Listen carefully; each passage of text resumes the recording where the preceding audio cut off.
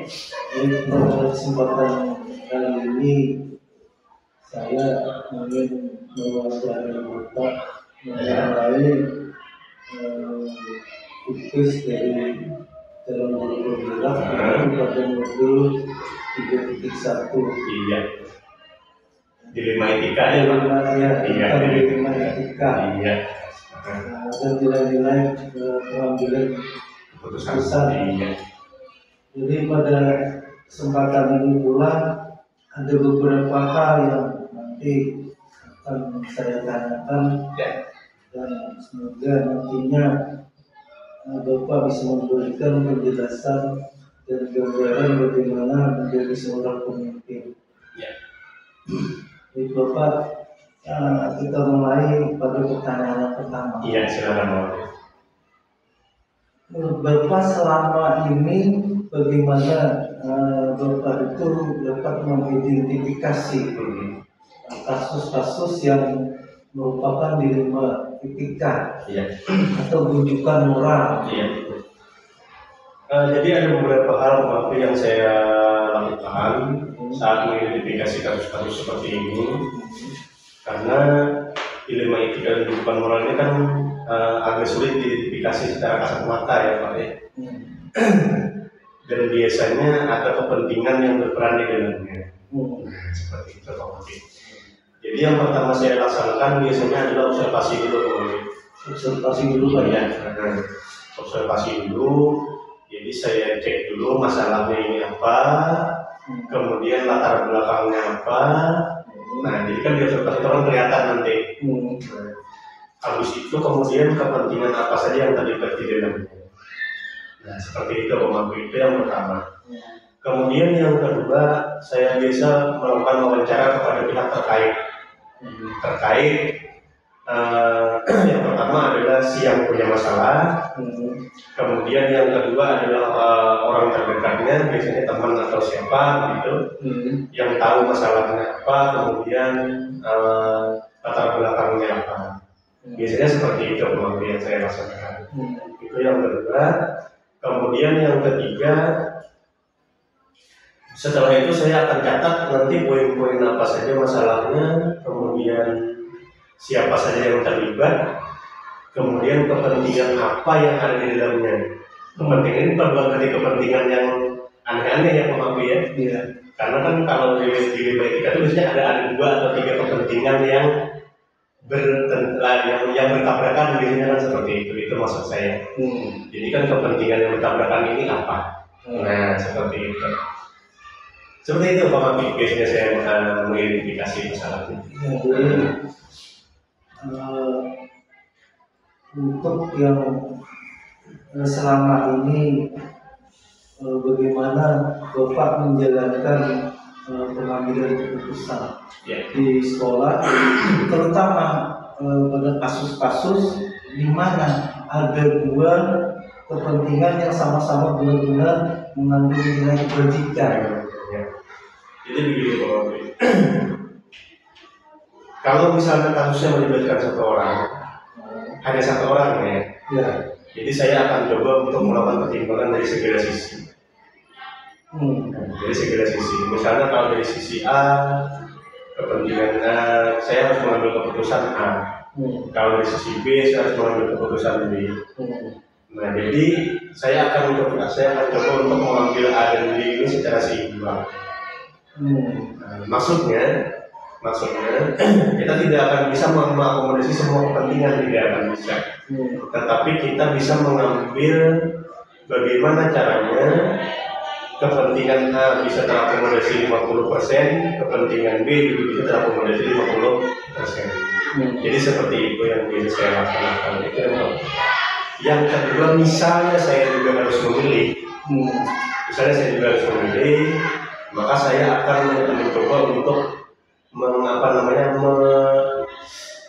mempertimbangkan lagi kepentingan yang lebih besar. Nah, biasanya kepentingan sekolah yang saya pertimbangkan. Lalu setelah itu saya akan memilih satu kebijakan. Itu kalau misalnya yang terlibat hanya satu orang. Nah, kalau yang terlibat lebih dari satu orang, yang saya biasa laksanakan adalah pertama, jika memang keputusan itu bisa diatasi sendiri atau bisa diberikan pemecahan oleh saya sendiri, saya akan memberikan pemecahan yang insya Allah akan bisa mengakomodir kepentingan kedua belah pihak. Itu satu. Yang kedua, bila itu tidak bisa dilaksanakan, maka saya akan ajak semua pihak untuk duduk bersama dan nantinya ada kesepakatan yang bisa diambil antara semua pihak yang memiliki kepentingan yang di etikanya. Itu yang kedua. Yang ketiga, bila memang ternyata kesepakatan juga tidak bisa diambil, maka saya akan coba untuk mengajak orang-orang lain. Contohnya misalnya tokoh masyarakat atau siapapun yang cukup dihormati oleh kedua belah pihak yang ada masalah tersebut, untuk nantinya sama-sama bisa berhubung dan menghasilkan keputusan yang terbaik bagi semua pihak. Seperti itu, Bang. Jadi ini yang merangkul semua pihak yang terlibat ya. Iya, seperti itu, Bang. Supaya persoalan. Nah, kemudian langkah-langkah atau prosedur seperti apa yang biasa Bapak lakukan selama ini? Ya. Kalau dari awal sebenarnya tadi yang pertama pasti identifikasi dulu. Identifikasi dulu segala aspek permasalahannya, termasuk tadi siapa yang terlibat, kepentingan apa di dalamnya dan lain sebagainya. Itu yang pertama. Yang kedua adalah mempertimbangkan segala aspek tersebut sebelum mengambil keputusan yang menurut saya akan bisa mengakomodir semua kepentingan. Jadi sudah dipertimbangkan. Nah, misal kemudian saya tidak bisa mengambil keputusan sendiri seperti yang saya sampaikan tadi, maka saya akan mengajak semua pihak untuk duduk bersama. Duduk bersama yang ketiga duduk bersama dengan semua pihak yang ada permasalahan dan mencari solusi bersama. Solusi ya, mencari solusi bersama. Nah, yang terakhir, seperti yang tadi saya sampaikan, kalau misalnya tidak dapat juga, maka saya akan mencoba mengajak orang lain yang cukup dihormati, misal tokoh masyarakat, untuk sama-sama ikut memberikan solusi. Seperti itu sih yang sering saya laksanakan. Jadi untuk langkah hal-hal apa yang selama ini Bapak anggap efektif dalam pengambilan putusan pada kasus-kasus dilema etika? Jadi biasanya Pak Menteri yang paling efektif itu adalah yang ketiga biasanya. Yang ketiga tadi. Jadi kita duduk bersama, dibicarakan, kemudian setelah itu diadakan kesepakatan bersama untuk mencari titik temu pemecahan masalah yang dihadapi. Seperti itu Pak Menteri. Biasanya sampai di situ saja pemecahan sudah bisa didapatkan. Nah, kalau yang nomor 4 itu kecuali kasusnya sudah sangat berat dan memang tidak ada pemecahan sama sekali, ya baru bisa masuk ke yang nomor 4. Nah, tapi kebanyakan di nomor 3 sudah selesai. Berarti sudah di tahapan step yang ketiga itu sudah ini ya? Sudah selesai biasanya. Sudah selesai, ada solusinya ya? Ada solusinya biasanya. Nah, kemudian hal-hal apa saja yang selama ini merupakan sebuah challenge atau tantangan dalam pengambilan keputusan pada kasus-kasus dilema etika ini? Oke. Tantangan banyak sebenarnya. Beberapa di antaranya, yang pertama adalah biasanya berhubungan dengan berat ringannya masalah. Pertama berat ringannya masalah, kemudian yang kedua banyak tidaknya yang berkepentingan dalam masalah tersebut. Jadi biasanya kalau nggak berkepentingan ini banyak, maka pemecahannya akan sedikit lebih sulit. karena kan banyak kepentingan yang masuk di situ. Itu yang kedua. Kemudian yang ketiga, biasanya berhubungan dengan siapa yang bermasalah. Jadi orang yang bermasalah ini kayak apa? Siapa yang bermasalah? Jadi tergantung kepada tipe orangnya. Ada yang memang mudah diajak bicara, ada yang perlu sedikit perlu sedikit pendekatan baru bisa diajak bicara, ada yang perlu orang lain supaya bisa diajak bicara. Jadi seperti itu. Tiga itu biasanya. Itu ya, itu apa tadi ya? Iya. Jadi bisa jadi masalah. Nah, baik. Selanjutnya, apakah Bapak memiliki sebuah itu jadwal atau tertentu sebuah penyelesaian kasus kelima ini? Nah, jadi ini berhubungan dengan yang tiga tadi itu Pak Menteri. Berhubungan dengan pertama berat ringannya masalah, kedua banyak tiganya yang terlibat, yang ketiga siapa yang bermasalah, ada satu lagi memakai. Seperti apa keadaan yang kita hadapi di lapangan. Jadi itu.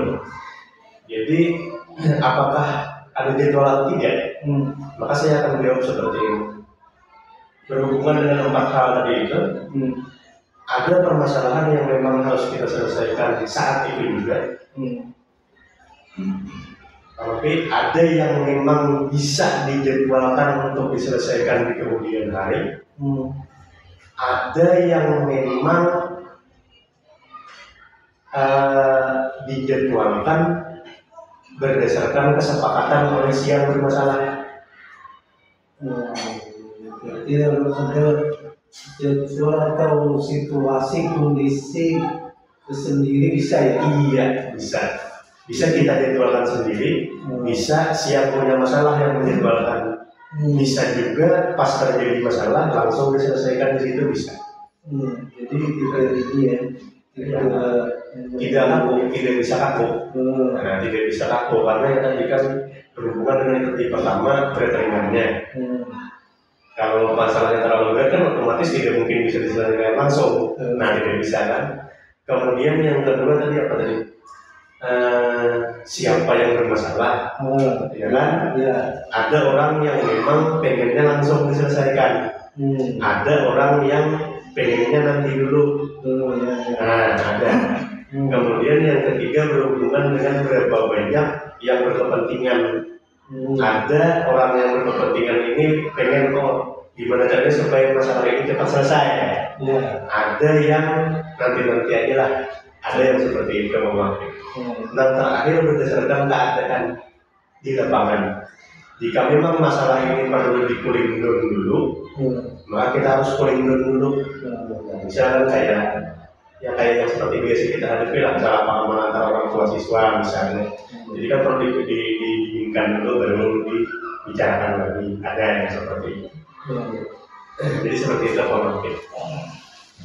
Nah, kemudian adakah seseorang atau faktor-faktor atau unsur-unsur apa yang selama ini mempermudah atau membantu Bapak dalam pengambilan keputusan dalam kasus-kasus dalam kelima etika ini? Yang pertama kita ke orang dulu ya pemakai. Yang pertama tentu saja rekan-rekan senior, kawan-kawan dulu itu sangat membantu. Itu pasti. Kemudian yang kedua adalah tokoh masyarakat biasanya. Tapi kalau sampai ke tokoh masyarakat ini berarti masalahnya sudah sangat berat. Kemudian yang ketiga itu komunikasi memakai. Komunikasi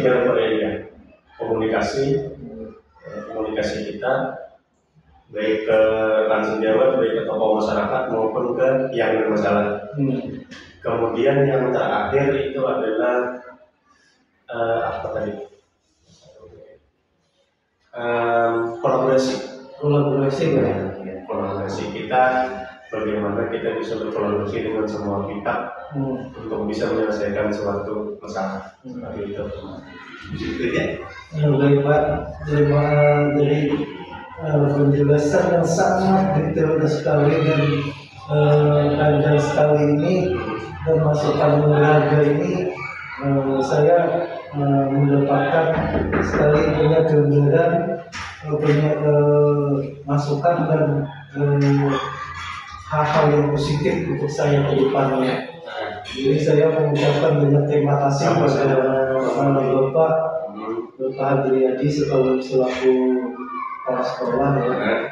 Saya sekali lagi terima kasih banyak Pak. Bapak sukses selalu dan doakan saya juga bisa menjalani JKP ini dan bisa selesai dan bisa meneruskan untuk mengikuti jejak langkah dari Bapak. Amin. Semoga dia sukses dan sebenarnya. Amin. Terima kasih banyak ya. Iya. Terima kasih luar biasa.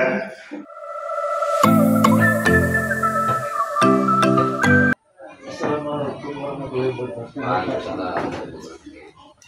Baik, terima kasih banyak Bapak atas kesempatan pada hari ini. Saya diberi kesempatan untuk bisa mewawancari Bapak untuk bagaimana mengambil suatu keputusan di sekolah dan kebijakan-kebijakan yang diambil berdasarkan pada kasus-kasus penyelesaian pada kasus-kasus di sekolah Bapak.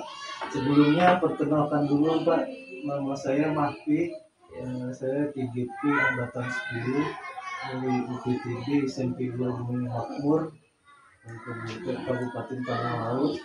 Jadi pada kesempatan kali ini saya ada beberapa pertanyaan nantinya yang akan saya berikan kepada Bapak, masalah-masalah di sekolah, kemudian bagaimana kebijakan-kebijakan yang Bapak ambil, dan ini nantinya supaya menambah saya wawasan dan pengetahuan saya mengenai kepemimpinan di sekolah begitu Bapak. Jadi untuk lebih dalamnya atau menggali lebih dalam tentang terutama tentang kasus dilema etika dan tentang rujukan moral Bapak yang akan saya gali dari Bapak selaku kepala sekolah atau sebagai pimpinan di sekolah begitu. Selama ini bagaimana Bapak dapat mengidentifikasi kasus-kasus yang merupakan berhubungan dengan dilema etika dan moral di sekolah itu seperti apa Bapak? Terima kasih Pak Mafi. Mungkin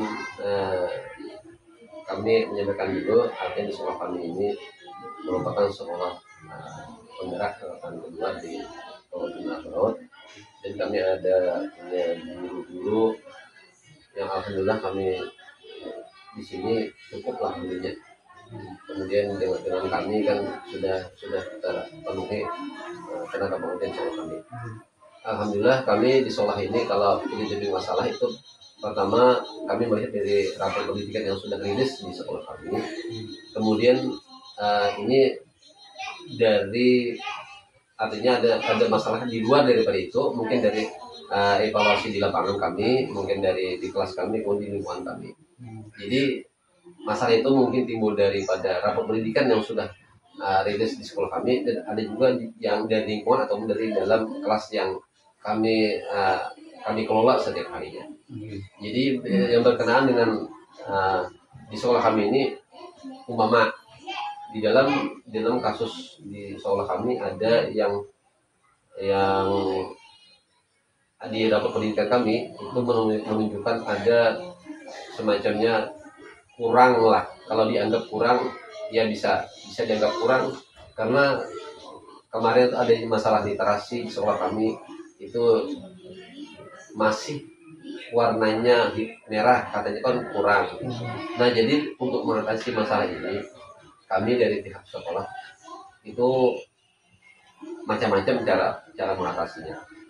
Kami gunakan cara kami yang menggunakan musyawarah di sekolah kami, itu kami identifikasi masalahnya dulu, kemudian habis itu kami mencari solusi untuk pemecahkan masalah itu, dan kemudian guru-guru kami ini mencoba untuk melaksanakan apa yang sudah kami sepakati itu. Nah itu masalah-masalah di sekolah itu cara kami untuk identifikasi, kemudian cara untuk mencari solusi dan untuk menanggulangi bagaimana masalah itu dapat kami selesaikan. Kita diantaranya masalah bisa di sekolah yang kami hadapi. Kalau memang masalah lingkungan, ada umpama di sekolah kami kan ada masalah, ada kekerasan anak-anak, ada sekarang ini istilah bullying dan sebagainya. Itu kami tinggal sosialisasi, umpama anaknya kami kumpulkan dalam satu ruangan, kami sosialisasi dulu masalah apa itu bullying. Nah kemudian juga pada pertemuan-pertemuan yang sifatnya melibatkan orang tua juga kami akan sampaikan masalah itu. Jadi mudah-mudahan dengan cara itu dapat dipahami oleh anak kami, dan kekerasan di sekolah kami seperti bullying itu tidak akan terjadi lagi. Nah itu cara-cara kami untuk mencari melihat masalah-masalah yang ada di sekolah kami dan cara untuk mengatasinya. Ya, baik Bapak, menarik sekali apa yang Bapak sampaikan tadi. Selama ini bagaimana Bapak menjalankan pengambilan keputusan di sekolah Bapak, terutama untuk kasus-kasus yang Bapak sampaikan tadi, untuk kepentingan sama-sama, misalkan ada sama-sama benar nih, misalkan pihak sini mengklaim benar, kemudian dari pihak yang satu misalkan benar begitu. Nah, nilai-nilai kebajikan seperti apa yang kira-kira yang Bapak ambil, misalkan ada dua belah pihak seperti itu untuk menyelesaikan pada kasus itu. Gitu. Ya, terima kasih Pak Makti. Masalah yang melibatkan ada dua pihak itu sebenarnya juga sering terjadi di sekolah kami. Umpama ada pihak perkelahian dari anak-anak kami. Nah, untuk mengatasi masalah itu atau menyelesaikan masalah itu, kami biasanya panggil kedua orang tua yang bertikai itu. Nah, solusinya jadi kami beri apa dulu, beri penjelasan bagaimana dulu permasalahannya. Artinya akar masalahnya di mana. Kemudian proses terjadi itu bagaimana. Dan habis itu kalau memang ada sesuatu yang berkenan untuk penyelesaian itu, coba kita rembukan sama-sama. Biasanya kalau orang tua itu bersikeras, biasanya itu belum tahu duduk permasalahan. Jadi kalau kita sudah jelaskan permasalahannya, oh anak beliau seperti ini asal usulnya, kemudian yang ini asal usulnya, ternyata itu bukan faktor kesengajaan umpama. Jadi kita tolong hal ini tidak diperpanjang kepada waktu yang lain, artinya sampai di sini kita selesaikan ini, dan sepakati kita sudah paham duduk permasalahannya. Yang sebelah pihak ini sudah memahami, kita sama-sama untuk saling merelakan dan tidak lagi memperpanjang masalah yang tersebut. Biasa itu masalah seperti itu, kalau sudah anak bertikai itu, kalau memang dipertemukan kedua belah pihak, biasanya selesai aja. Tidak berkepanjangan itu masalahnya, karena kebiasaannya orang itu akan lebih keras atau bersikeras dengan prinsipnya itu, kalau tidak tahu duduk permasalahannya. Tapi kalau sudah tahu permasalahan itu, alhamdulillah kebiasaannya kami temui itu kan selesai sampai di situ aja. Nah itu caranya kalau kedua belah pihak saling bersikeras itu memang harus kita jelaskan apa masalahnya. Nah, kalau memang untuk lebih apalagi kalau pertemuan itu lebih mematangkan lagi umpama, kalau maunya ada penjelasan dari pihak lain atau pihak daripada kepala desa dan sebagainya, bisa aja. Tapi kebiasaan di sekolah kami kalau sudah dijelaskan dulu permasalahannya, orang tua menerima aja. Nah itu biasa. Bisa diselesaikan dengan kepala dingin, artinya diselesaikan dengan baik. Orang tua sudah tahu penduduk permasalahannya. Nah, jadi alhamdulillah kalau kita dipasih kita sebagai jembatannya, alhamdulillah biasanya orang tua sesuatu menerima aja apa yang kita sampaikan dan kita sarankan, saling tukar pikiran, bukan pendapat sebagai itu biasa. Tapi alhamdulillah kalau sekarang ini kalau memang ada permasalahan seperti itu melibatkan dua pihak, itu akan lebih mudah diselesaikan kalau ada pertemuan bisa dipertemukan sebentar dulu gitu. Alhamdulillah selesai. Nah, untuk hal tersebut Bapak, hal-hal apa saja selama ini merupakan yang dari permasalahan tadi kemudian Bapak lakukan berupa koordinasi, kolaborasi dan menentukan titik dan solusi dari permasalahan tersebut. Nah, hal tersebut kira-kira tantangan yang Bapak hadapi untuk dalam hal pengambilan keputusan berdasarkan kasus-kasus tadi seperti apa? Tantangan yang Bapak rasakan begitu? Ya, tantangan itu memang kalau setiap ada masalah itu mesti ada tantangan yang kita hadapi, dan tantangan itu biasanya timbul daripada kita sendiri atau lingkungan kita ataupun pihak-pihak lain yang terkait itu. Biasanya kalau ada masalah seperti itu, yang menjadi tantangan pada diri kita kadang-kadang kita kemampuan kita yang di luar itu kadang-kadang. Memang kalau masalah perkelahian masih bisa diselesaikan dengan kita, kan artinya kita punya trik-trik tertentu masalah itu. Kalau ada masalah lain, umpama kita ada masalah, ada terlibat anak masalah obat-obatan terlarang umpama, itu kan kita kalau tidak bisa kita selesaikan sendiri, kita tidak bisa menjelaskan masalah obat-obat itu, kan kita belum tidak di ranah kita itu. Maka kita gandenglah untuk kepolisian atau orang-orang kesehatan yang bisa menangani masalah itu. Jadi biasa kalau ada pertemuan seperti itu, kami coba aja kami undang pihak-pihak yang berkompeten masalah itu. Umpama tadi yang menyangkut masalah pengedaran obat-obatan terlarang di sekolah sampai di sekolah, maka itu kami libatkanlah pihak kepolisian atau pihak puskesmas. Dan biasanya kalau yang itu menyampaikan, orang tuh lebih nerima dan lebih mantap gitu. Nah, bahwa hal itu tidak baik dilakukan, apa sanksinya dan sebagainya. Nah, itulah artinya kami melibatkan pihak lain. Itu kesempatan kami untuk mencari mitra kerja kami yang sesuai dengan tugas dan fungsinya itu. Nah, alhamdulillah sekolah kami juga biasa untuk bekerjasama seperti itu. Ya, itulah yang masalah-masalah yang kami hadapi. Kalau memang berkaitan dengan di luar ranah kami, maka kami akan minta orang-orang yang berkompeten di bidang itu untuk dapat membantu kami menyelesaikan masalah itu. Ini kolaborasi Pak ya? Iya, kolaborasi dengan pihak lain ya, yang dapat mencari solusi atau membantu solusi dari permasalahan tersebut. Ya. Luar biasa, menarik sekali Bapak. Dari semua hal yang disampaikan Bapak tadi, kira-kira pembelajaran apa yang Bapak petik begitu dari pengalaman dalam pengambilan keputusan yang berhubungan dengan kasus-kasus tadi? Begitu. Ya. Pembelajaran yang bisa kita ambil daripada hal tersebut, pertama kita akan selalu dapat merefleksi kita selaku tenaga pendidik untuk masalah-masalah yang ada di sekolah kita, baik di dalam kelas ataupun di luar kelas kita. Jadi kita selalu akan dapat melihat situasi kita, dapat menyampaikan itu, dan kalau ada sesuatu yang berkenaan dengan masalah yang ada di sekolah kita, akan kita tangani secara bersama-sama. Jadi pembelajarannya intinya kolaborasi, refleksi, kemudian kita kalau bekerja berdasarkan data yang ada di sekolah kita. Kita tidak bisa lepas dari itu. Kalau memang datanya seperti ini, kejadiannya seperti ini, refleksinya bagaimana? Nah, kemudian kolaborasi kita kawan-kawan bagaimana? Kalau bisa kita melibatkan orang di sekitar kita lah, yang ada hubungan dengan kita, umpama orang tua siswa, kemudian pihak lain, umpama dinas ataupun pihak instansi lain yang ada hubungan dengan masalah itu. Jadi tidak bisa lepas dari hal-hal yang seperti itu. Pertama kita bekerja dengan menggunakan data yang ada, mungkin ada permasalahannya ada tuh ada datanya, kemudian harus ada refleksi dari kita sampai di mana sudah kerja kita, kemudian kolaborasi itu yang sangat penting dengan kawan-kawan kita di sekolah.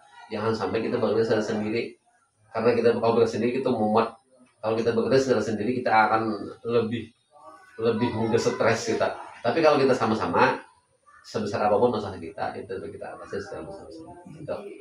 Baik, pada intinya kolaborasi itu sangat penting Pak ya, dalam untuk mengambil keputusan yang berhubungan dengan kasus-kasus yang ada di sekolah.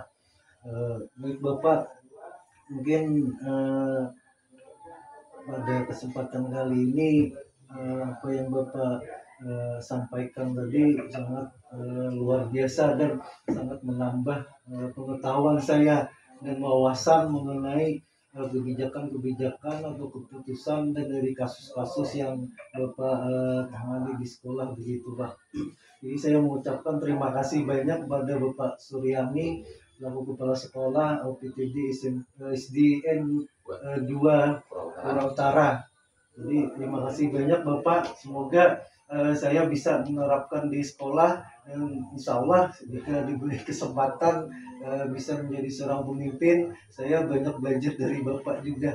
Terima kasih banyak Bapak. Assalamualaikum warahmatullahi wabarakatuh.